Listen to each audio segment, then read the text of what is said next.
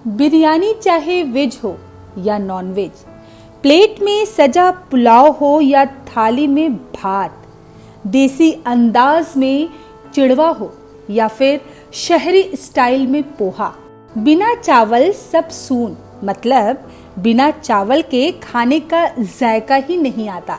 यही नहीं, भारतीय संस्कृति में पूजा में भी चावल का प्रयोग किया जाता है।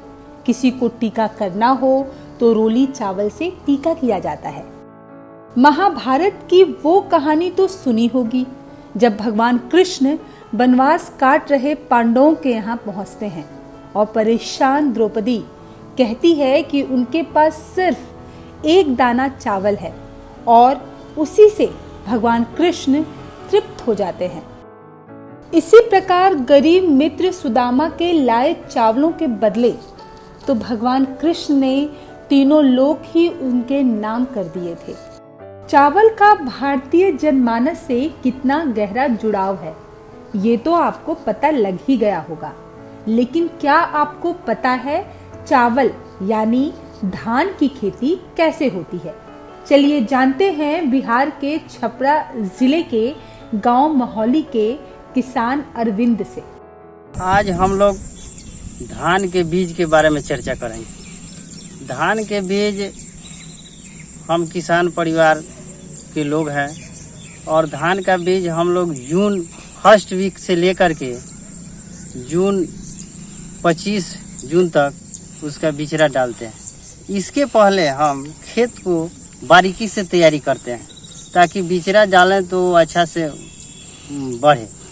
ये तैयारी करने के रूप में खेत को हम पहले जोतते हैं, फिर उसमें घास और ये जितना चीज़ हानिकारक तत्व है उसको अच्छा से साफ कर देते हैं और साफ करने के बाद उसमें पौष्टिक खाद जो उपयुक्त है, यूरिया, ये सब डाल करके हम खेत की तैयारी करते हैं।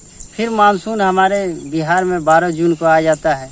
उसके बाद हम लोग खेत में बीज डालते हैं। बीज डालने के बाद उसको मानसून से समय समय पर पानी मिलते रहता है।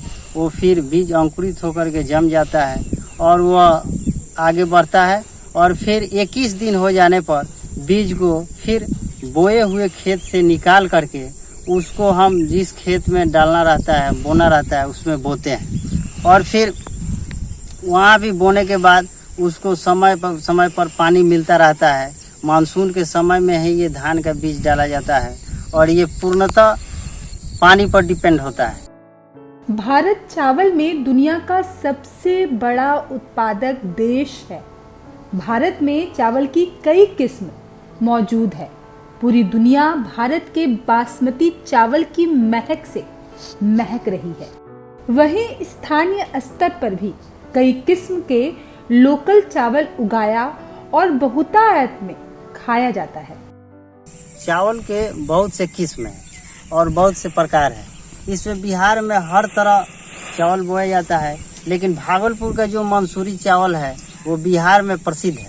वो हमारे देश पर में भी उसका नाम है कि भागलपुर का मंसूरी चावल जो सेंटेड होता है वो बहुत ही मतलब देश में इसका नाम है। इस तरह बिहार में ये सब चावल की किस्म है। लेकिन अगर देश लेवल पर देखा जाए तो सबसे अधिक चावल का उत्पादन हमारे उत्तराखंड और यूपी में होता है।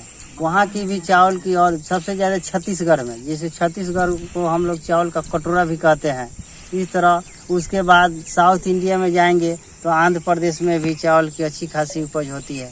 इस तरह बिहार में अगर अच्छे किस्म की चावल है तो वो भागलपुर, मुंगेर, सासाराम, सासाराम के ये सब चावल बहुत मतलब अच्छे किस्म की है और उसके देश में बहुत नाम है। बिहार में भात तो खूब खाया ही जाता है, साथ में इससे जुड़ी कई वैरायटी बड़े शौक से खाई जाती है। जैसे चूड़ा, कोई भूंजकर खाता है तो कोई दही के साथ और कोई सूखा ही। बंगाल झारखंड की झाल मुड़ी से भी आप परिचित होंगे ही। मुरमुरे भी चावल से ही बनता है। शहर की सबसे फेमस डिश पोहा भी चावल से ही तैयार होता है। और डाइटिशियन की माने तो पोहा काफी पौष्टिक आहार माना जाता है। चावल को अगर हम लोग जब पूर्ण रूप से तैयार हो जाता है और हम लोग इसको घर में अनाज के तौर पर रखते हैं तो इसको कई तरह से उपयोग करते हैं। चावल बना करके उसको भात के रूप में भी हम लोग खाते हैं, उससे चिवड़ा भी निकलता है, उसको भी खाते हैं। फिर उससे भूजा भी लोग भूज करके खाते हैं। फिर उससे लाई चिवड़ा के रूप में भी उसका उपयोग करते हैं। शहर में पोहा भी लोग खाते हैं जो चावल का ही बनता है। इसमें मुख्य रूप से चावल को पीस करके और उसको तैयार किया जाता है और उसको ताल करके लोग पोहा बनाते हैं। पोहा अधिक शहर के लोग पसंद करते हैं, देहात में कुछ लोग खाते हैं, लेकिन जहाँ की परंपरा है ज़्यादा है वहाँ लोग ज़्यादा रुचि से खाते हैं और उसको उपयोग करते हैं। आप चावल के महत्व और उसके रूपों से भली भांति परिचित हो गए होंगे, साथ ही ये भी जान गए होंगे कि चावल की खेती कैसे होती है। इसीलिए अब जब भी चावल का लुत्फ उठाएं तो उसके महत्व और उसे उगाने में लगने वाली मेहनत को ध्यान में रखते हुए अनाज की बर्बादी ना करें, ना ही दूसरों को करने दें।